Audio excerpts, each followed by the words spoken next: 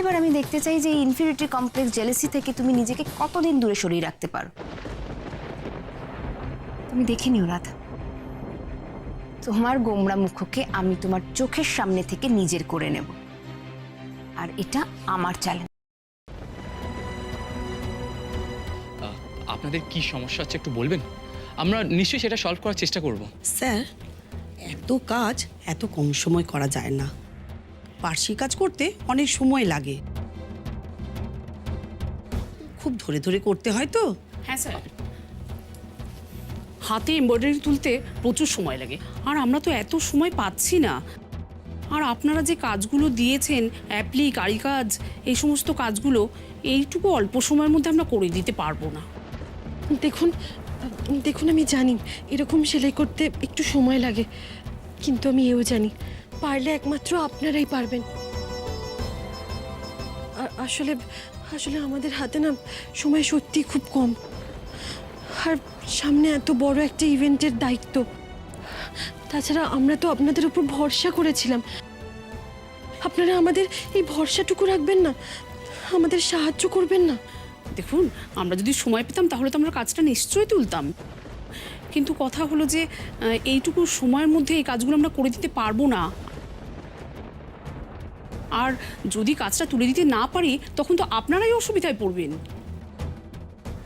কিন্তু আপনারা যদি এখন কাজটা না করেন, এখন কাজটা ছেড়ে দেন, তাহলে যে আমরা আরো বেশি অসুবিধায় পড়বো, আর আপনাদের মতো কাজ আর কেউ করতে পারবে না।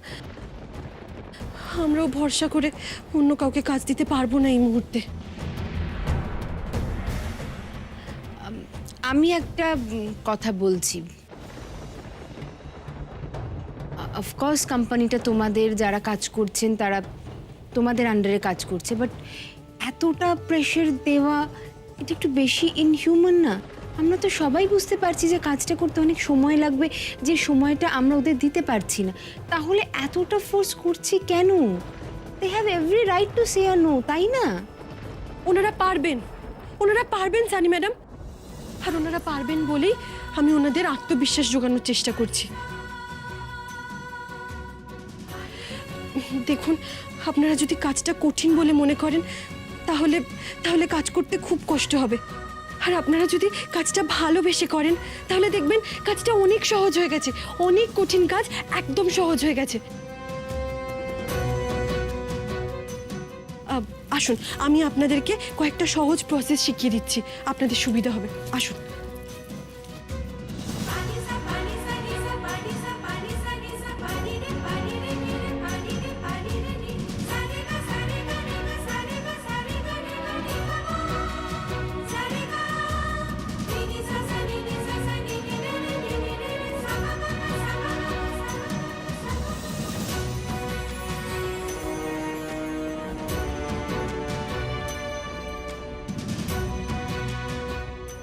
আবারও তুমি আমায় হারিয়ে দিলে রাধা। ঠিক আছে ঠিক আছে, এখনো ইভেন্টটা তো হাতে আছে। দেখুন, আপনাদের নেক্সট টাইম থেকে যদি কোনো অসুবিধা হয় তাহলে প্লিজ জানাবেন, আমরা ডেফিনেটলি আপনাদের হেল্প করব। আর আমি কিছু লোক অ্যাপয়েন্ট করে দিচ্ছি যাতে কাজটা তাড়াতাড়ি শেষ হয়ে যায়। Thank you, please. এই ক্রিশ, এক্ষুনি একটা মেল এসেছে। ইভেন্টের দিন নিউ ইয়র্ক ফ্যাশন হাউস থেকে কয়েকজন ডেলিগেটসরা আসবেন, তো আমাদের নতুন কালেকশন লঞ্চ করার আগে তাদের সাথে কোলাবরেট করতে হবে। গ্রেট, দিয়ে আমি মেল চেক করে নিচ্ছি। Yeah, please. By the way Sunny, হ্যাঁ চলো ইভেন্টের ভেন্যুটা চেক করতে হবে। চলো। তুইও চল। রাধা, তুমি এসো। হ্যাঁ, তোরা এগো না, আমরা হ্যাঁ, এক্ষুনি please, আসছি। please. হ্যাঁ, চলো সানি।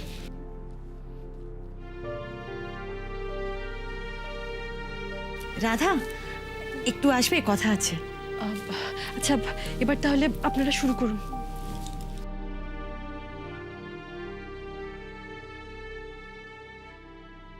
হ্যাঁ কাকুন্দি, এইদিকে এসো। রাধা, এই প্রেজেন্টেশনটা তোমায় দিতে হবে। এসবি গার্মেন্টসকে রিপ্রেজেন্ট করার দায়িত্ব কিন্তু তোমার। রাধা, তুমি নিজেকে এখন তৈরি করছো, so you have to do it. আর আমি জানি সেদিন একটা মিরাকেল ঘটবেই।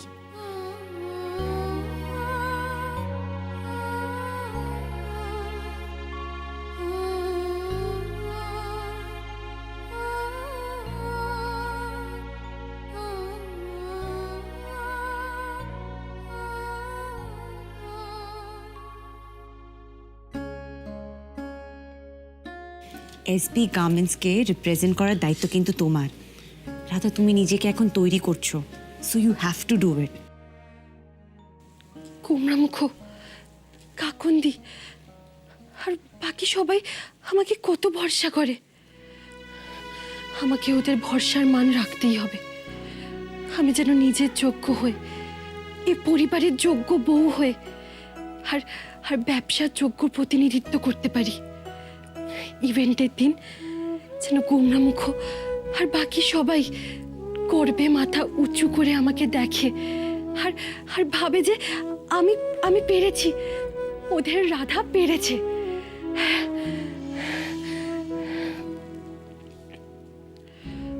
ও, আমি তো আজকে ব্রেকফাস্টই করিনি। এ বাবা, আমাকে তো বারবার মানা করে দিয়েছিল যেন আমি ব্রেকফাস্ট কিছুতেই না স্কিপ করি। ইস, যাই আমি খেয়ে নি, আগে একবার দেখে নি।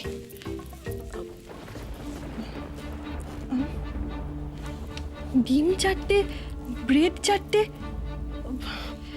এরকম লেখা ছিল নাকি? এর থেকে তো কম কম ছিল। তাহলে নিশ্চয়ই এখানে যখন লেখা আছে তাহলে তাই হবে। যাই আমি নিয়ে আসি।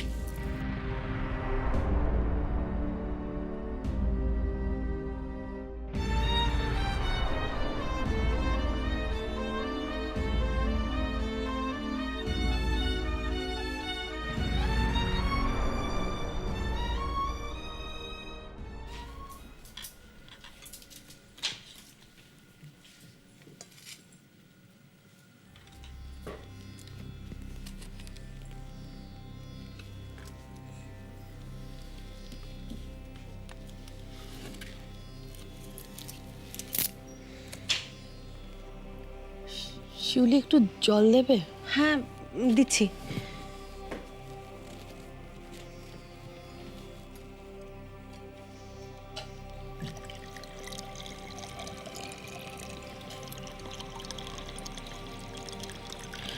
মেজদি, তুমি কি কোথাও বেরিয়েছিলে নাকি? মানে দুপুরে খেয়ে উঠে বিশ্রাম নিয়েছিলাম, তারপরে এসে দেখলাম তুমি নেই। আমি তোমার রুমেও গেছিলাম, সেখানেও তো তুমি ছিলে না। কোথাও গেছিলে? কি হয়েছে মেজদি? কাঁদছো কেন তুমি? কি হয়েছে বলবে তো আমাকে? জেলে গিয়েছিলাম শিউলি, তোমার মেজদার সঙ্গে দেখা করতে। মানুষটার দিকে তাকানো যাচ্ছে না। আমি জানি অনেক অপরাধের বোঝা বইছেও, কিন্তু সহ্য করতে পারছে না। শরীরটা একদমই ভালো নেই, খুব কান্নাকাটি করছে। ও মেজদি, তুমি তুমি কেঁদো না। মেজদার জন্য সত্যি আমার খুব খারাপ লাগে। যারা বলো, দিদিভাইয়ের বোন আভা, সবাই মেজদাকে নিজের স্বার্থে শুধু ব্যবহার করেছে। তুমি কেঁদো না মেজদি, একদম কেঁদো না। না না না শিউলি, এটা ঠিক নয়। দোষ ওরও ছিল। লোভ যে কত ভয়ঙ্কর জিনিস সেটা আমরা জীবন দিয়ে হাড়ে হাড়ে টের পেয়েছি। এখন বুঝতে পারছে, এখন কষ্ট পাচ্ছে, কান্নাকাটি করছে। হয়তো বদলাচ্ছে যেন। হয়তো না মেজদি, মেজদা সত্যিই বদলাচ্ছেন। তুমি দেখো, মেজদা যখন ফিরে আসবেন না, একজন ভালো মানুষ হয়ে ফিরে আসবেন, তখন আর আমাদের কোনো কষ্ট থাকবে না, কোনো দুঃখ থাকবে না। সত্যি শিউলি, বাড়িতে এখন কত সুখের মুহূর্ত বলো। আমার আমার না খালি খালি মনে হচ্ছে কি, এখন যদি তোমার দাদা ফিরে আসতো কত ভালো হতো বলো। এই দেখো, ফ্যাশন ইভেন্টের জন্য কত রকম আয়োজন হচ্ছে, কত হইচই। এদিকে দাদার অপারেশনও ভালোভাবে মিটেছে, দিদিভাইরাও ফিরে আসছে। শুধু তোমার দাদা বাড়িতে নেই। আর আমার ছেলেটাও হয়েছে। মেজদি, ঈশান পুজোয় আসবে না? মানে তোমাকে বলেনি আসবে কিনা? কে জানে, ওর কথা বাদ দাও। ওর সঙ্গে কথা কতটুকু হয় বলো। আমি হয়তো ফোন করলাম, ওই একটা দুটো কথা বলে, 4টে কথার একটা উত্তর দেয় হয়তো। খালি কখন ফোনটা রেখে দেবে এই চিন্তা। আমি আমি ছেলেটাকে মানুষ করতে পারলাম না। আসলে আমি না একটা ব্যর্থ মা, ব্যর্থ স্ত্রী। না শিউলি, সারা জীবনটা আমি শুধু লোভ করেছি, অন্যকে হিংসে করেছি, ক্ষতি চেয়েছি, কারোর কখনো কিচ্ছু ভালো চাইনি। তাই জন্যই তো আমার ঘরে এত অন্ধকার, এত অন্ধকার। ও মিস্তি, মিস্তি একটু শান্ত হও না, দেখবে সব ঠিক হয়ে যাবে। তুমি কাঁদবে না, চোখে জলটা মোছো, জল মোছো, একদম কান্নাকাটি করবে না, শান্ত হও।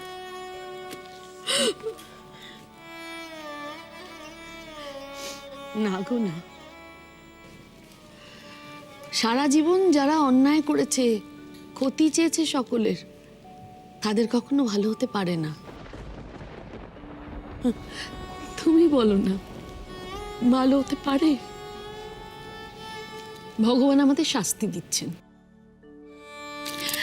আমাদের শাস্তি দিচ্ছেন। আমার ছেলেটাকেই দেখো না, কিরকম বারমুখ হয়েছে, এদিকে ওদিকে ঘুরে ঘুরে বেড়ায়, ছবি তুলে বেড়ায়, কোথায় থাকে তার কোনো ঠিক ঠিকানা নেই। অথচ একই বাড়ির ছেলে তো কৃষ, কেমন ছেলে বলো, যোগ্য ছেলে, সোনার টুকরো, সকলের কথা ভাবে, কত কেয়ারিং, সকলকে কত ভালোবাসে। আর আমার ছেলেটা একটা অপদার্থ। না অবশ্য ওকেই বা দোষ দিই কি করে বলো? দোষ তো সব মায়ের হয়, সবই মায়ের হয়। আমি ওকে ঠিক করে মানুষ করতে পারিনি, তাই জন্যই ও এরকম হয়েছে বলো। জানো শিউলি, আমি না এখন ভাবি ছেলেটাকে যদি একটু বিয়ে দিয়ে থিতু করতে পারি, তাহলে হয়তো একটুখানি হলেও শান্তি হবে বলো। হ্যাঁ, তুমি দেখো ঈশানের বিয়ে হবে, আমরা ভালো মেয়ে দেখে ওর বিয়ে দেব, যে ঈশানকে বুঝবে, ঈশানকে ভালো রাখবে। কি জানি অত সুখ কি আমার কপালে আছে? ঈশান তো কোনোদিনই বিষয় নয়। কে জানে বিয়ে করে বউকে কি খাওয়াবে। বিশ্বাস করবে শিউলি, এই শুধুমাত্র এই ঈশানের কথা ভেবে ভেবে তোমার দাদা এত অন্যায় করেছে। ওর ভবিষ্যতের কথা ভেবে গোছানোর জন্য চেষ্টা করে গেছে, যাতে ওর কখনো কোনো অসুবিধে না হয়। সেজন্যে এত অন্যায় করেছি আমরা, পরিবারের বিরুদ্ধে গিয়ে শত্রুর সঙ্গে হাত মিলিয়েছি, পরিবারের ক্ষতি করেছি। ছি, ছি, ছি, ছি, ছি। কিন্তু এরকম করে ভালো কিছু তো হতে পারে না। ভুল পথে কখনো ভালো কিছু হয় না শিউলি। ভুল পথে কোনোদিন ভালো কিছু হতে পারে না, কখনো পারে না। ও মিস্তি, কেন কাঁদছো বলো তো? মাথার উপর তো ভগবান আছেন নাকি? একটা না কোনোদিন খারাপ সময় চলতে পারে না। তুমি দেখো ঠিক ভালো সময় আসবে। তুমি শুধু কান্নাকাটি করো না, তুমি শান্ত হও তো, একটু শান্ত হও। মিস্টার মুখার্জি, হ্যাঁ স্যার। বলছি আপনি সব কিছু চেক করে নেবেন, সব কিছু যেন ঠিকঠাক হয়। স্টেজ, লাইটস, অডিয়েন্সের বসার অ্যারেঞ্জমেন্ট অ্যান্ড মিডিয়া প্লেসমেন্টটা সব কিছু। ওকে ওকে স্যার, আমি সব দেখে নিচ্ছি। আর আজকে তো কিছু প্রপস আসবে, তো আমি সব দেখে নিই, আপনাকে জানিয়ে দিচ্ছি। ওকে কুল, আপনি তাহলে এখানেই থাকুন, কোনো প্রবলেম হলে আমায় ফোন করে নেবেন। Okay sir. ওকে ইয়া।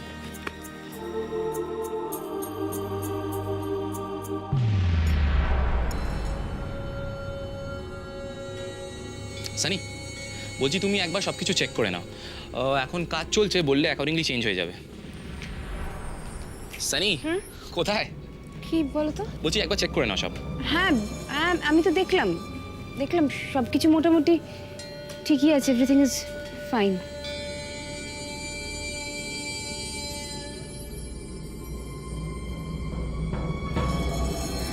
আপনি যখন বুঝতেই চাইছেন না, তাহলে আপনাকে বুঝিয়েও কোনো লাভ নেই। আপনি চেষ্টা করুন, দেখা যাক কি হয়। তবে আমার নিজের স্বামীর ওপর সম্পূর্ণ বিশ্বাস আছে। আপনাকে তো হারতে হবেই, আপনি হারবেনই। না না না, রাধার চ্যালেঞ্জের খুঁড়ি উত্তরটা আমায় দিতেই হবে। তোমাকে কিভাবে নাস্তানাবুদ করা যায় তার তার নতুন রাস্তা বের করতে হবে আমাকে।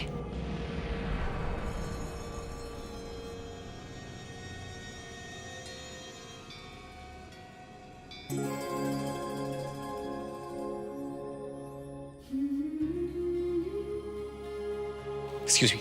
ওকে রাধা, সব কেমন দেখছো? ভালো, প্রস্তুতি তো বেশ ভালোই চলছে।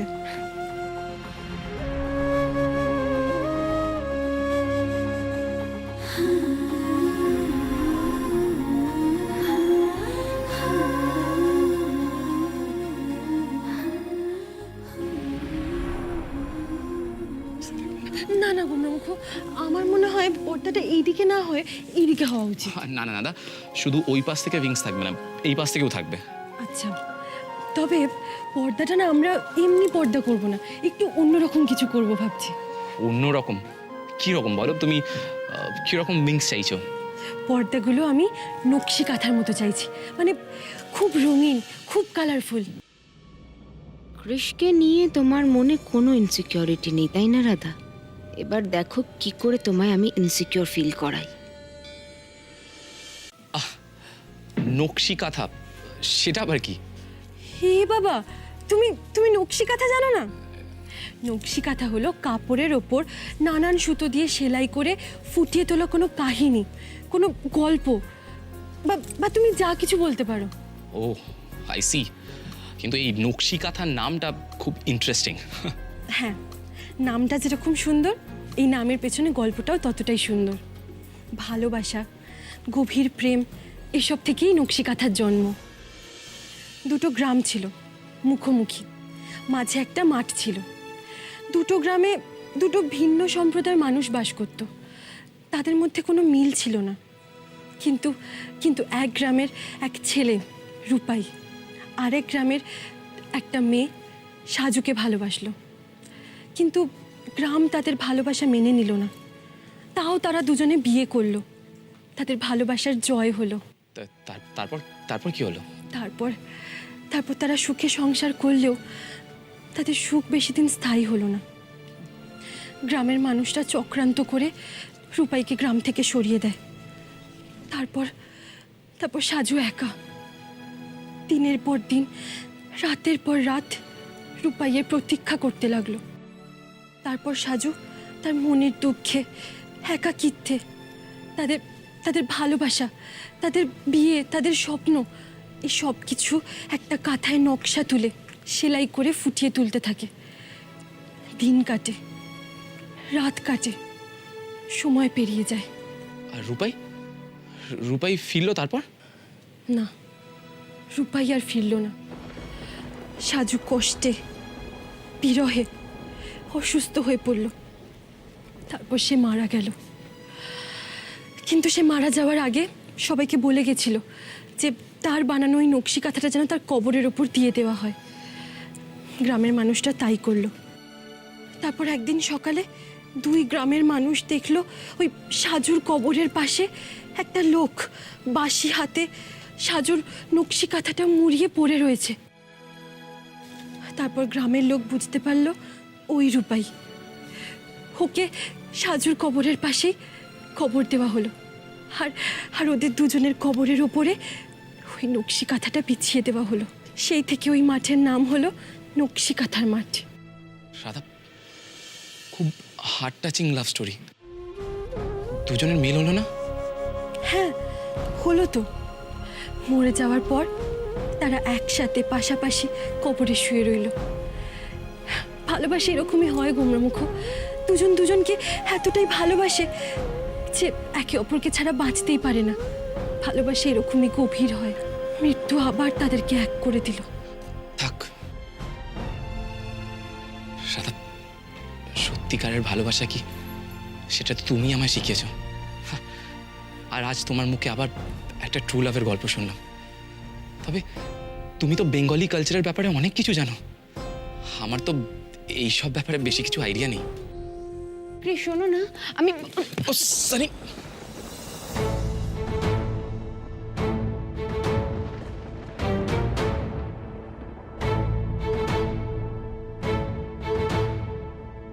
কি রাধা, তোমার স্বামীকে নিয়ে তোমার বড্ড অহংকার, তাই না? তোমার এই অহংকার আমি ভাঙবো।